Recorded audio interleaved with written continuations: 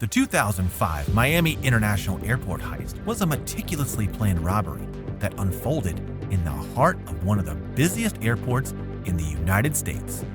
On November 6, 2005, a crew led by Karls Monzon successfully stole $7.4 billion from a Brinks warehouse at Miami International Airport. This vast sum of money, which had just arrived from Germany for deposit into the Federal Reserve, became the target of one of the most infamous heists in modern history. The heist was orchestrated by 32-year-old Karls Monzon, living in Miami, a Cuban immigrant who had long harbored the dream of achieving financial success in the United States. Karls Monzon and his wife dreamed of starting a family, but their journey was fraught with heartbreak. After multiple miscarriages and failed fertility treatments, they made the difficult decision to adopt. However, the cost of adoption turned out to be far more than they had anticipated, plunging them into financial strain. Desperate to fulfill their dream of becoming parents, Monzon felt cornered. It was then that he made the fateful decision to orchestrate one of the most audacious heists in Florida's history. What started as a desire to create a peaceful family life quickly spiraled into something far more dangerous. Monzon's financial troubles pushed him to accept a proposal for an inside job at Miami International Airport.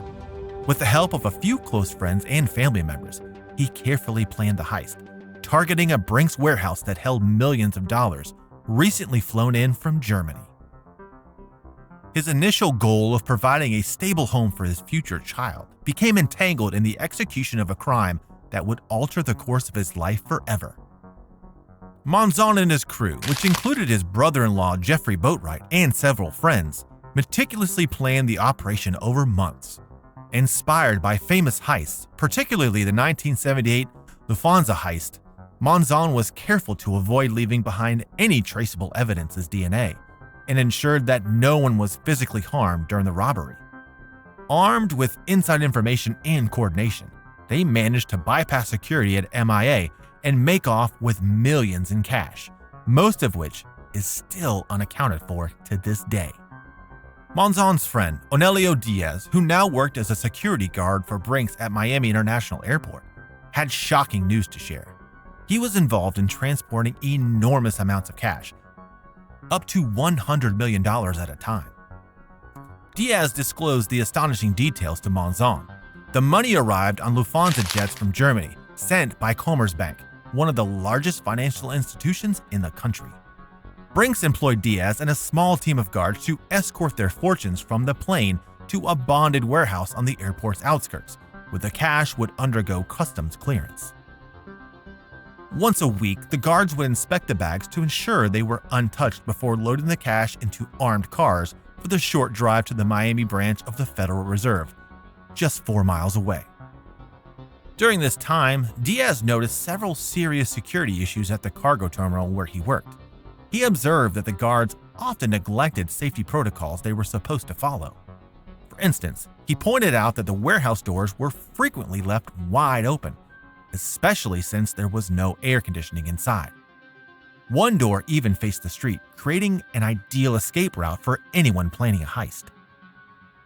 These vulnerabilities and other lapses in security did not escape Diaz's attention. However, despite recognizing the opportunity, he was not willing to betray his employer and commit the robbery himself. Instead, Diaz began to think about who might be able to pull it off and immediately thought of Monzon. Diaz made a call to Monzon, who was working as a driver for United Rentals, spending his days behind the wheel transporting heavy machinery from one job site to another. After listening to the plan, he became intrigued and decided to take the risk. The allure of quick wealth and Monzon's desperate situation drove him to spend weeks planning the heist. He began staking out the airport, observing the cash transfer process, and enlisting friends and family to assist. Inspired by crime shows and movies, Monzon meticulously crafted a plan to exploit the very weaknesses Diaz had exposed, ensuring that the operation would be swift and avoid detection. To determine the heist's feasibility, Monzon needed to understand the target's layout and security better. He booked a room at the Miami Hilton, which offered a strategic vantage point overlooking the airport's warehouse and tarmac. From this room, he could observe daily operations and identify potential vulnerabilities.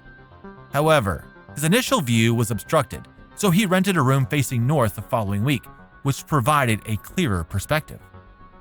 Monzon repeatedly checked into the north-facing room to refine his observations and familiarize himself with the timing and security protocols over the following weeks. Despite his meticulous planning, he couldn't shake the fear that the bags might not actually contain cash. To alleviate his concerns, he drove to the tarmac twice under the pretense of looking for a job, ultimately confirming that the bags held real money. With the cash confirmed and the unloading routine remaining consistent, Monzon felt reassured by Diaz's insights and decided to proceed with the robbery. Before moving forward, he scouted the tarmac for a spot without security cameras to hide a getaway vehicle. Earlier, Monzon had already prepared for the heist by stealing 2 Ford F-450s from a dealership near Jacksonville, Florida. With a friend's help, he loaded the stolen trucks onto a tractor-trailer taken from his workplace and drove to Miami, where they stored the vehicles in a hidden warehouse, ready for the day of the heist. Everything seemed to align perfectly for Monzon as he envisioned a future of comfort and wealth. On November 6, 2005, the moment Karls Monzon had been preparing for had arrived. Tipped off by Diaz that the plane carrying millions had landed, Monzon and his crew, his brother-in-law Jeffrey Boatwright, his wife's Uncle Pinky, and other associates drove to the airport in a stolen pickup truck. Monzon's nerves were on edge, fully aware that any mistake could lead to failure, or worse, getting caught. Reflecting on that tense moment later, Karl admitted, "My blood pressure went through the roof. I've never done anything like that before. I was like, I don't even know what to do. I just keep my cool and keep doing what I'm supposed to be doing." As they arrived at the Brinks warehouse in the airport's cargo area, tensions heightened when sirens blared and a van full of U.S. Customs officers sped past them, heading straight for a nearby post office building. Jeffrey instinctively slowed down to assess the situation, worried about the unexpected police presence. He and Pereira exchanged nervous glances, considering backing out of the operation altogether. But sensing the unease, Monzon took charge, calming the group and urging them to stay focused on the plan. Ironically, the police presence ended up working to their advantage, creating a distraction that diverted attention away from the Brinks warehouse. By the time Monzon convinced Pereira and Boatwright to move forward, it was around 3 p.m., the perfect time to strike, as the warehouse workers were busy with the exchange of money bags. Wearing gloves and masks, Monzon and Pinky stormed the Brinks warehouse, while Boatwright stayed behind the wheel as the getaway driver. The dock doors were wide open, providing easy access. Inside, the scene matched Diaz's description perfectly, an open space cluttered with crates and packing material. A small group of guards, including their inside man Diaz, was busy sorting through a large pile of cash-filled canvas bags. The crew quickly subdued the workers, ordering them to the ground. Armed but avoiding violence, they seized 42 bags of cash, each weighing 38 pounds, and loaded them into the truck. Although they hadn't anticipated the sheer weight of the cash bags, the crew managed to escape with $7.4 million. Despite the initial scare from the police van, the heist was executed without immediate detection. However, Monzon made one critical mistake. He dropped his face covering at the scene. Despite this, no DNA evidence was left behind, and investigators initially had no solid leads on the criminals involved. A truck was waiting on the tarmac to transport the stolen cash, and the crew swiftly loaded the $7.4 million haul before making a clean getaway. Despite a brief moment of panic when U.S. Customs officers passed by, the team remained calm and avoided detection.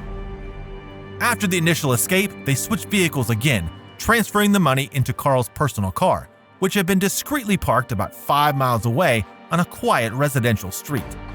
Meanwhile, 2 stolen trucks, now contaminated with evidence, were set on fire to destroy any forensic traces linking them to the robbery. Shortly after, the Miami-Dade Police Department, along with U.S. Immigration and Customs Enforcement agents and our Miami office, arrived at the scene and quickly identified likely suspects, placing them under surveillance. The crew then divided the stolen money among themselves, agreeing to avoid flashy purchases to prevent arousing suspicion. However, the smooth execution of the heist soon unraveled due to the behavior of one crew member, Jeffrey Boatwright. Boatwright quickly broke his agreement. While Monzon had carefully planned to keep a low profile post-heist, Boatwright started spending his share extravagantly on luxury items, women, and drugs, drawing unwanted attention. "That's the first thing I told him, not to spend no money, so I know something is going to happen," Monzon told Salon in 2017. Monzon, fearing that his brother-in-law's actions would expose the group, took drastic steps. Karl tracked Jeffrey down at a Miami hotel, bringing a baseball bat with the intention of knocking some sense into him. However, Cinnamon persuaded him to take a more lenient approach. When Jeffrey finally opened the door, he was already high on drugs, with two equally intoxicated hookers in the room. Despite the chaotic scene, Jeffrey promised to leave Miami for a few years, a promise he never kept. "I know he wasn't going to change, so I was making plans to leave the country. I was going to go down to Mexico," Monzon said, signaling that his confidence in controlling the situation had evaporated. Boatwright's erratic spending, however, had already raised red flags, and it wasn't long before the FBI became involved. A $150,000 reward was offered for information leading to the recovery of the money and the capture of the suspects. One of Monzon's friends, lured by the reward, came forward and provided investigators with a list of those involved. This tip led to a key player in the alleged heist, the FBI said. He knew all the procedures, knew where there were no cameras, knew guards weren't allowed to bring guns into the warehouse, and knew that plane came in daily with that kind of money, said FBI spokesman Judy Orihuela. The FBI tapped the phones of the identified individuals, setting the stage for the group's downfall.